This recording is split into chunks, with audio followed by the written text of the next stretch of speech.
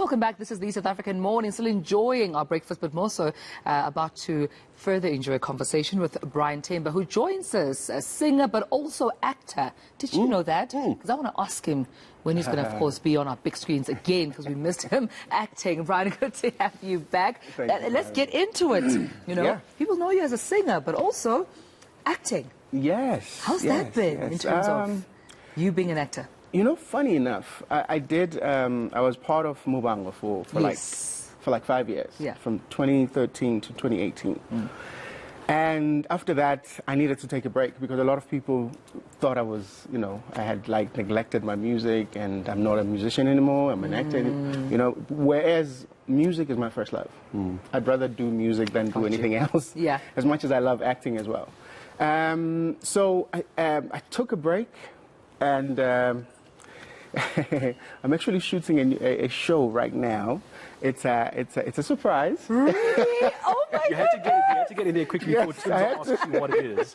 Yeah, I had to ask you. Yeah, I know you were. Yeah, I was like, getting ready. It's a surprise. It's a surprise. It's a great show. It's a beautiful show. People love it. It's one of the popular shows. No. I'm trying here. Yeah, I see. There is a bit of singing in it. From me, obviously. Yeah, obviously. You know, so. So we'll see you on our small screens. Definitely in July. Definitely.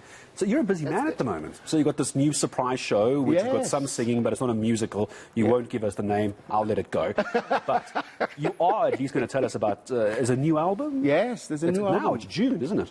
It's, actually, it's released already. I released it on my birthday. That's the beauty of being a When was your birthday? 9th of December last year. Oh, so I was about to get you to sing Happy Birthday for Brian. Right. I look forward to I shouldn't have said the date. Should have said tomorrow. But yeah, we released it in last year, December. But one thing that I've always wanted to do since I've been away from home and came back and released my first album, I've wanted to tour the country.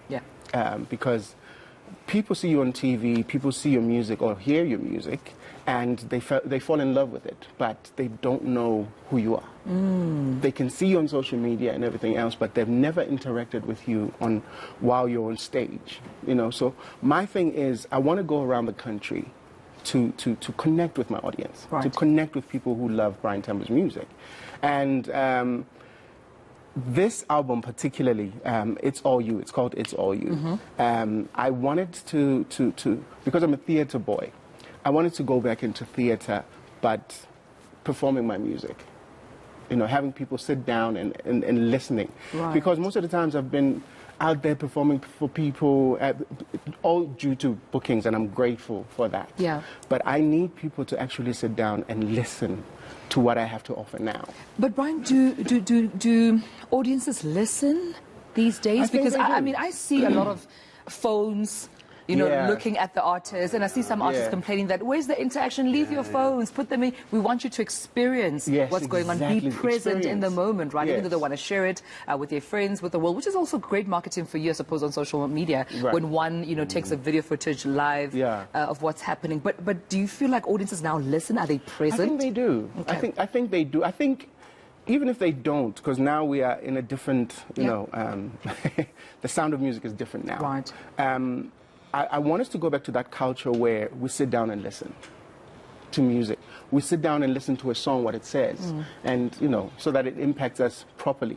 There's a reason why I wrote the song that I wrote. There's a reason why you like it or whatever. It has to, you know, I always say that musicians they have a calling. They have a, you know, whatever I write, I'm like a disciple of some sort. You know, you can relate to it, and that's why we write our music. You know, and for me, it's the love songs, man. It's always about the love songs. So I'm glad you mentioned that you're a theatre boy. Yes. Because, of course, we know that you played Simba as well. And you got kids? I do. And I do. Too. Dad is Simba. That's got to be cool. That was on the West End, wasn't it? Yes. That's got to be cool for the kids. My firstborn used to love that. She used to love that. Yeah. She's seen me I think twice, actually. Yeah, and she just loved it. Beautiful. And what was the theatre side like over in, we spoke about LA earlier. Yes. And you love theatre. So let's compare SA theatre to West End theatre. I think you can only compare West End theatre to maybe what happens over in New York. Yes, exactly. Because West End is like Broadway. You know, it's huge in the UK.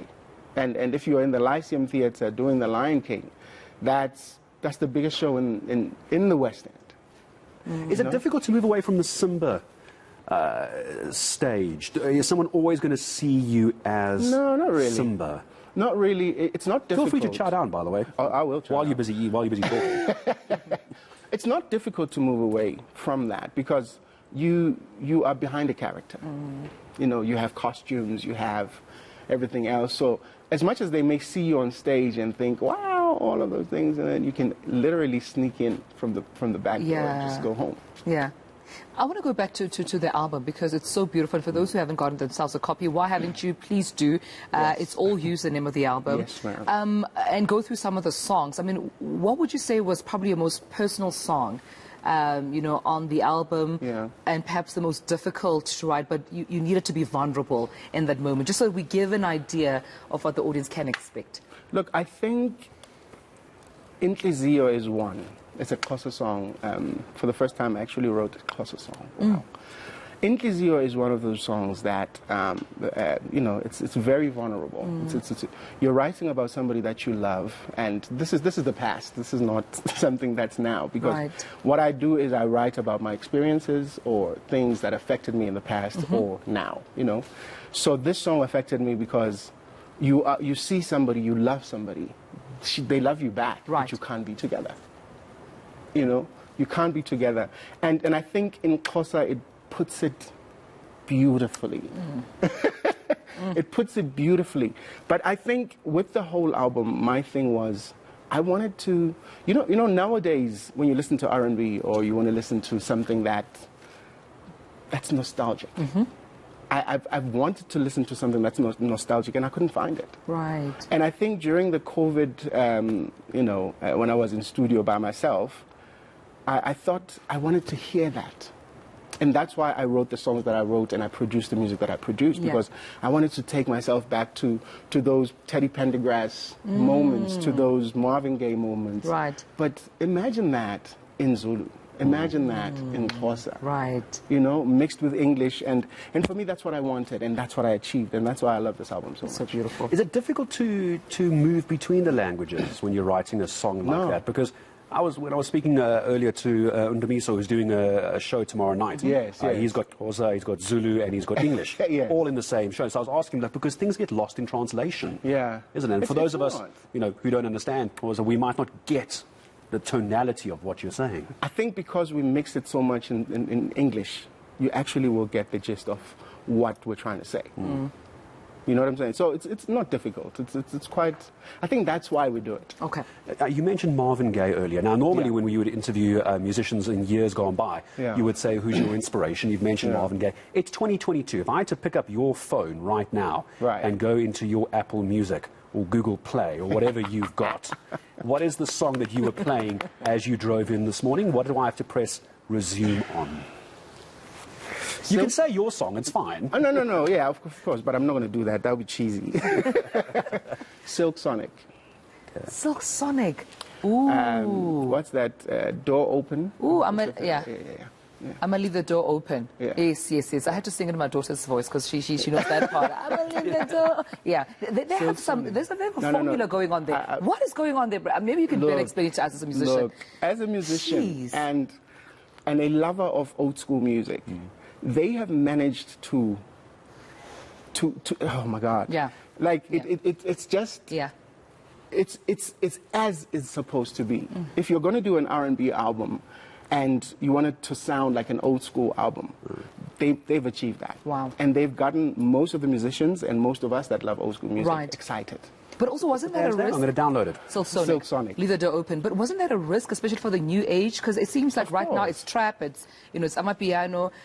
But it seems like even with the new kids, even with the generation now, they enjoy that sound. They appreciate it. They respect that sound. Yeah. It's the confidence. It's the confidence in your music and wanting to do something that's legendary. That is so beautiful. Yeah. And of course, we'll be seeing. So you're talking about age, aren't you? Are you seeing? Because you're still quite young. I'm still quite young. I wouldn't even want to call you a veteran. You might reach across and slap you with a chicken strip. If I call you old, you might slap you with a chicken strip from Just Teddy in a minute. are we seeing youngsters wanting to go into this older style of music? Because everything is very hip-hop, Instagram, TikTok, what else do the kids use these days? Whatever it is. I'll tell you, are we losing your generation? A little bit. But that's why people like us are there, you know, to cater for our generation. And funny enough, even younger people actually listen to what we're doing, which is great. So that type of music is not dying anytime soon. One, I'll tell you what's happening now. The younger producers are actually sampling old school music. True. So that's why old school music will never die. It will always be there. Yeah. That is amazing. We're going to continue talking to Brian Temba, and there's a treat as well, of course, towards the end of the show that I look forward to. There might have been a microphone, there might have been a rehearsal off air, and by the way, and I've actually got to say, which our viewers are normally so good at, if you want to leave a comment or a question for Brian, please just tweet us at ENCA, the hashtag the SA Morning. I've got the phone with me. You can tweet me at Gareth Edwards SA. Comments, questions, maybe he'll even sing a song for you, throw your name in there, you never know. Brian's pretty easy, pretty chill. Throw your name in there. Throw your name into one of his songs, you can tweet us. We're back with Brian again in just a couple of moments. We're going to climb into some fried chicken and waffles for breakfast. Yeah, this is the healthy breakfast. This one. Darling. Yeah, darling. We're back in a moment.